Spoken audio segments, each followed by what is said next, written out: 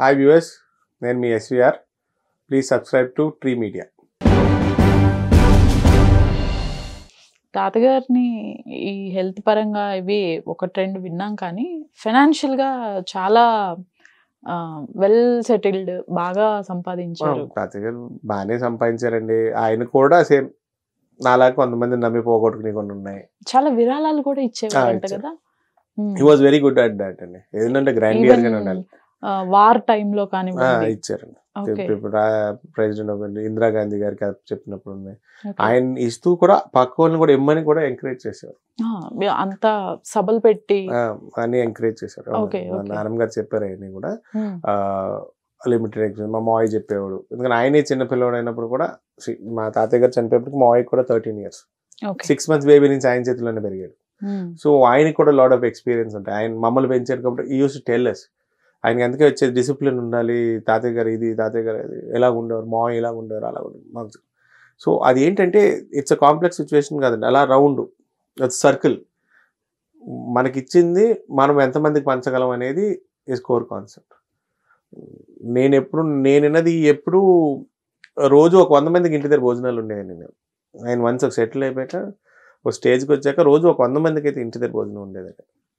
మరి మా నాన్నమ్మ ఉండేవారు అన్నారు ఇంట్లో, వాళ్ళ కజిన్స్ సిస్టర్స్ ఉండేవారు, సిస్టర్స్ మా అందరూ కలిసి ఇంట్లో ఆడవాళ్ళు ఉండేవారు. స్పెషల్ కుక్ మా నాన్నమ్మ వండాల్సిందే తాతయ్య గారికి. సో ఎంతమంది వచ్చినా ఆవిడ వండేది అని చెప్తారు. సో ఆయన డొనేట్ చేసినవి ఉన్నాయి అన్ని. There are lot of things అండి. చాలా మంది నాకు చెప్పినారు, మా తాతయ్య గారు లేకపోతే నేను ఈ స్టేజ్లో ఉండేవాడిని. చాలా అలాగే ఆయన పోగొట్టుకుని కూడా ఉన్నాయి. నమ్మి ఇచ్చిని, నమ్మి పోగొట్టుకుని, ఇలా ఫ్రెండ్స్. మనకు అంత నాలెడ్జ్ లేదు. నాన్నమ్మ గారు చెప్పినావు, మావయ్య చెప్పినావు, దాని ప్రకారం అయితే నాకు అర్థమైన వర్షన్స్ లో కొన్నాడు. ఆయన సైడ్ నుంచి మీకు అంటే నాన్నగారికి ప్రాపర్టీస్ రావటం కానివ్వండి, ఇదంతా ఓకేనా? ఫైనాన్షియల్ గా well good? Very good. Okay, not a problem on that. అంటే మనం ఏం బాడీ చేసాం అనేది మన చేతిలో ఉంటుంది కానీ దేవుడి దేవాల ఆయన దగ్గర నుంచి బాగానే వచ్చినాయి.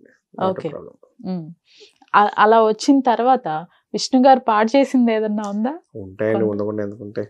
ఫ్రాంక్లీ సేయింగ్ అంటే ఇప్పుడు సినిమా తీసుకున్నావు, రిస్క్ తీసుకున్నావు అంటారు, కానీ నా లైఫ్ లో నేను చేద్దాం అనుకున్న దానికి కూడా నేను రిస్క్ తీసుకోకపోతే సరే దాంట్లో నేను కాంప్రమైజ్ అయిపోయాను. So I have lost some money. నేను మళ్ళీ సంపాదిస్తా. నాకు ఒక సర్కిల్ నడుస్తుంది. ఎవ్రీ 4 years నేను పై దాకా వెళ్తా, అక్కడి నుంచి పడిపోతాను. మళ్ళీ 4-5 years పైకి వెళ్తా, మళ్ళీ పడిపోతాను. ఫైనాన్షియల్లీ అలాగే జరుగుతుంది.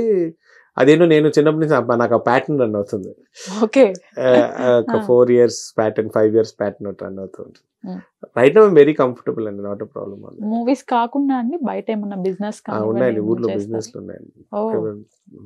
3-4 బిజినెస్ అంటే అది ఎప్పటికప్పుడు మారుతూ వచ్చినాయండి. అంటే ఇప్పుడు ఫస్ట్ ఇనిషియల్ గా మావయ్యాలు మేము అందరూ కూడా we are into restaurants and bars and all. ఆ తర్వాత ఆల్ పొలిటికల్ ప్లస్ ఈక్వేషన్స్ మారాక అందులోంచి అదర్ బిజినెసెస్ షిఫ్ట్ అవడం. రన్నింగ్ స్మాల్ న్యాచురల్ పొలిటికల్ లో ఉంది.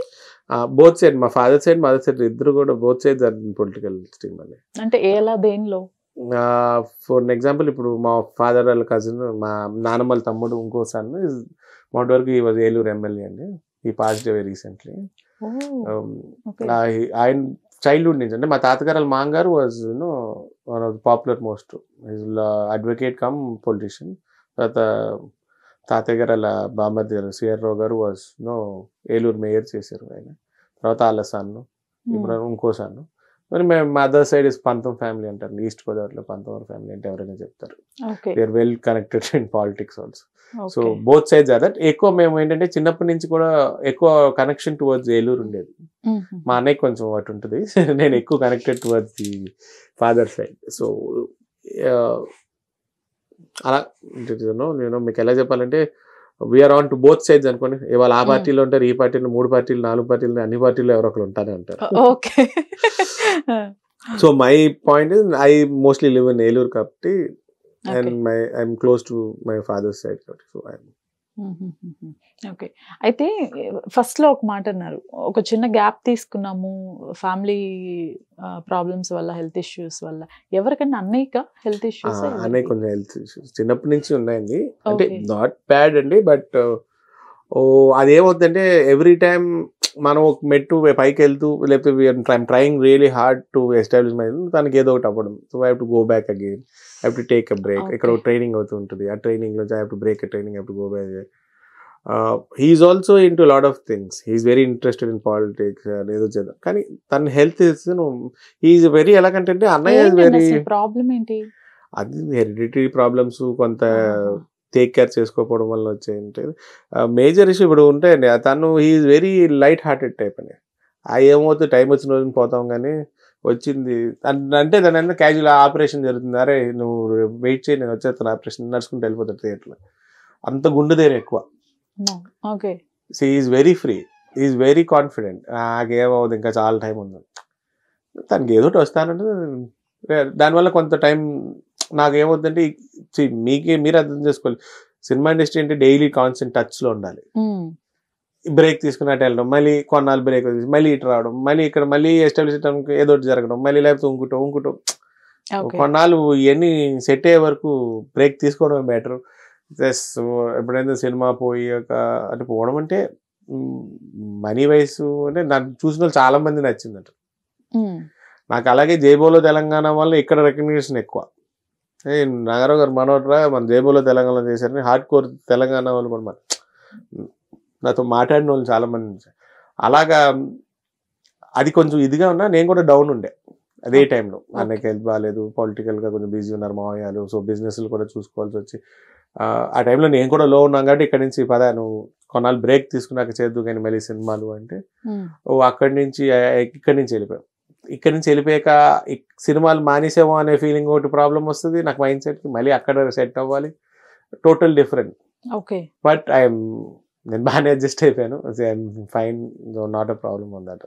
ఎప్పుడు మళ్ళీ రీఎంట్రీ ఎప్పుడు విష్ణు గారు? ఏమో చూడాలి, ఇప్పుడు 6 నెలల తర్వాత ఎలక్షన్ అయ్యాక ఓకే స్లోగా అన్ని సెట్ చేసి ప్లాన్ చేసుకుని ఈసారి I have to be very extra careful and cautious కదండి.